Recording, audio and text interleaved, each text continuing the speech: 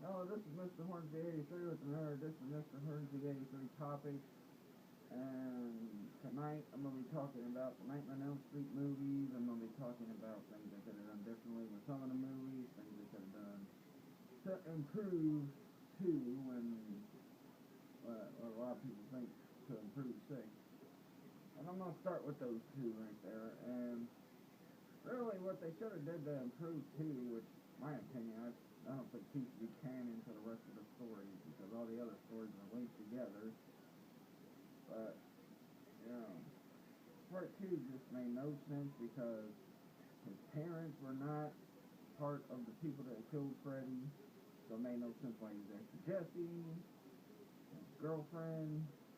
I don't know. It was, that's one of the problems I had with 2 because it was not, you know, consistent with part 1. And I really think there was no continuity between part 1 and part 2. And really, I think 3 should have been part 2. I mean, because they bring Nancy back. She, she's helping Kristen and all that, and teaching her to, deal with Freddy. And, so, I don't know, 2, I'm not really fond of it. Now I'm going to give it 6, which I actually like. A lot of people don't like it. I mean, yeah, it's not, great, I guess, because of all the comedy in it, because it was supposed to be in the last one, but we all know what happened with the New Nightmare. But, 6, I think what they should have did, again, they should have had the continuity between the storylines from 5 to 6. Which it would have made more sense to me if John Doe turned out to be Jacob, which that never happened. It was just, you know, John Doe, now Freddy has a daughter, which was never mentioned in any other movies. Which you could say, I guess you could say this one can be considered not canon to the rest of the franchise either, because the only thing that ties it in with the rest of the franchise is that all the freaking deaths that have happened that they kept mentioning throughout the movie. But, you know, on an entertaining level, I thought it was entertaining. I mean, the storyline wasn't great. The storyline threw you off from all the other ones, but it was just. I mean, even if they did something like in like Freddy's Dead, where like somehow or another the person facing Freddy in 6 ended up, finding a way to resurrect, Nancy or something, because Nancy, I mean, they brought back Amanda Kruger. Why not bring Nancy back? I mean, it is a supernatural movie, and why not have Nancy be brought back if she's supernatural like Freddy, and she beats Freddy and this and that, but I don't know. I mean, 6, yeah. I thought it was a good movie, but, as far as storyline that, I think the storyline that was crap. Jacob should have been the main focus of 6, since, 5 is the main focus. But, now I'm going to talk about A New Nightmare, which was, Wes Craven coming back to the franchise and, you know, actually doing it where they're making it like it's based on real life and like the stuff that, like Heather Langenkamp, who played Nancy, is having to deal with some stalker and, which, that's one of the things I liked about New Nightmare. It was the realism. You see how much entertainment gets to some of these people. I mean, which they also do with Scream movies, which I'll be talking about down the line. But, I like the realism in it. The fact that, it seemed like some crazy fan was trying to mimic Freddy and trying to drive her crazy and this and that. That part of it I like. There's certain parts of it I didn't like the Hansel and Gretel ending. It came off to me as cheesy and corny. But, that's the way they wanted to end it, with him being pushed into a fire and then the pill served as breadcrumbs to lead, Heather to Dylan. Which I thought Dylan was one of the creepiest things about the movie. That kid, I'll tell you what, that kid is, as young as he was, he did really well in a lot of movies he was in, like with Pet Cemetery, Kindergarten Cop, some other movies that kid was in. It's just like this, Justin Furlong, who played in Terminator 2. He did pretty good in a lot of movies he was in. He was in Pet Sematary 2. The highlight of Pet Sematary 2 was Clancy Brown, but getting off subject here. Yeah, Nightmare on Elm Street movies I thought were really interesting. I'm gonna go to 5, which my opinion is personally my favorite. A lot of people didn't like it. A lot of critics didn't like it. I mean, I like the fact they brought Alice back, and aside from Nancy, she's the only one that dealt with Freddy more than once. But Nancy got killed, and Alice survived. Which honestly, I think there might have been a lot of rewrites for Nightmare 5 because it seemed like they were on a path of maybe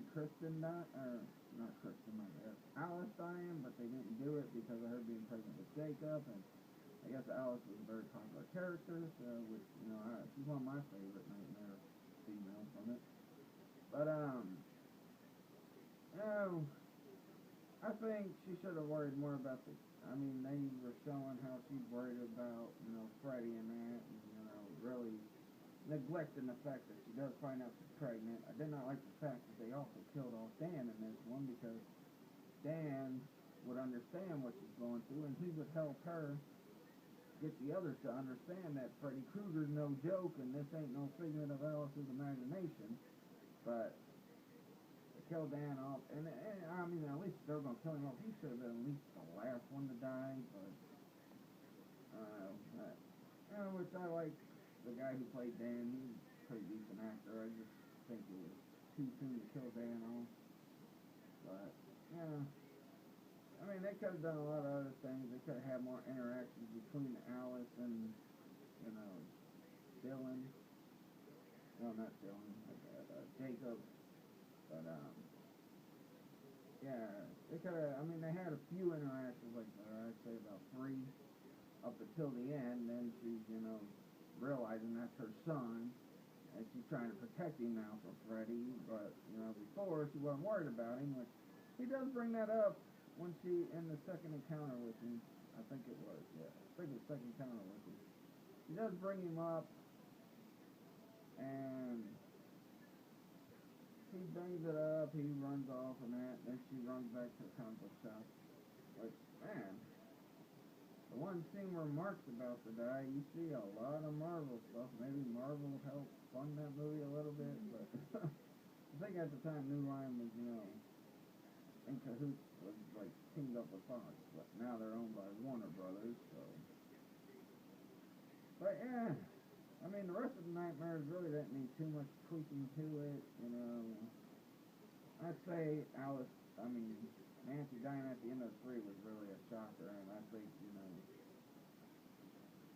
she could have, but, I kind of see how it happened, and the fact that Nancy was so dumb, and it could be because of her adult instincts, which is another thing I want to point out with Alice.